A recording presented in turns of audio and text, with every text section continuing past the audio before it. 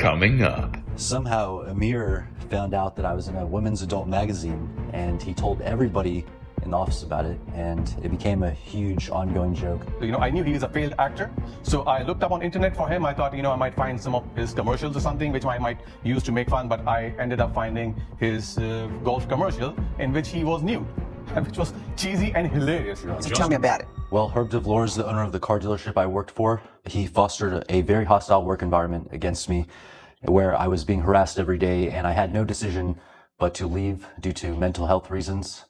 Okay, tell me, what was the harassment? Well, before I started working as a car salesman, I was a struggling actor when I first arrived in Los Angeles. And I pretty much took any gig that I would get. And so one of those gigs was I did a photo shoot for a magazine. Well, it was a nude photo shoot. It was a golf-themed photo shoot.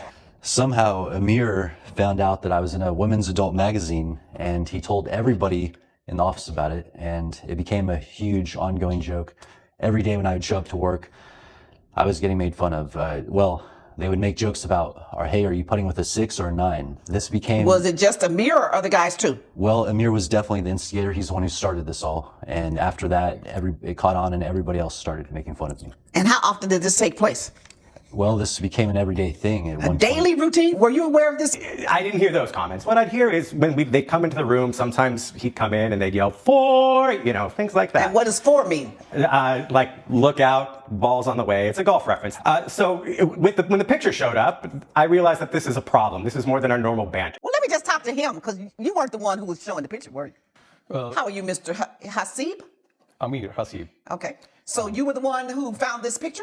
Yes, ma'am. That's true. And after you found that picture of him on the internet posing in the nude with golf gear, what did you do? To start with, the moment he joined our organization, I never liked him. He had this very assuming attitude, and he was very condescending towards his fellow colleagues. To begin with, he was the one who started it. He was the one who started making fun of me. So, I had to get back at him. So I knew he was a failed actor. So I looked up on internet for him. I thought, I might find some of his commercials or something which I might use to make fun, but I ended up finding his golf commercial in which he was nude, which was cheesy and hilarious. So I knew, that was my moment and I could make fun of him. And that's what I did. And what kind of things did you say? So I just said things like, do you like it from the green? Or like, a birdie. And these are very common golf terminology. And when you say a birdie, what does that mean in relation to sexual I don't know what that means. I just said birdie. I mean, that's his interpretation. I never meant it sexually. He used words like that and I got back to him. So it was all like male to male talk, but I never interrupted him between his clients. So it was just between us, between the clients. So it was no way affecting his work or something which was affecting his productivity. How do you know? Did your productivity go down? Yes, Your Honor. As a matter of fact, it got in the way of my sales so much. On the way to work every day, my palms were sweating. I had panic attacks. I couldn't breathe. Here's the problem I have is whether it created a hostile work environment, whether it prevented you from doing your work, whether it drove you to the point where you could not come to work and be comfortable in the work environment. And I was puzzled by this case, so I made sure I did some research on it. One of the things is that it has to be severe, frequent, or both. Annoying and mildly offensive comments are usually not enough. Inappropriate jokes, derogatory comments, or innuendos about one's sexual preference, sexual organs, body parts, etc. And this continued on and on and on and on. So that's a workplace hostile environment.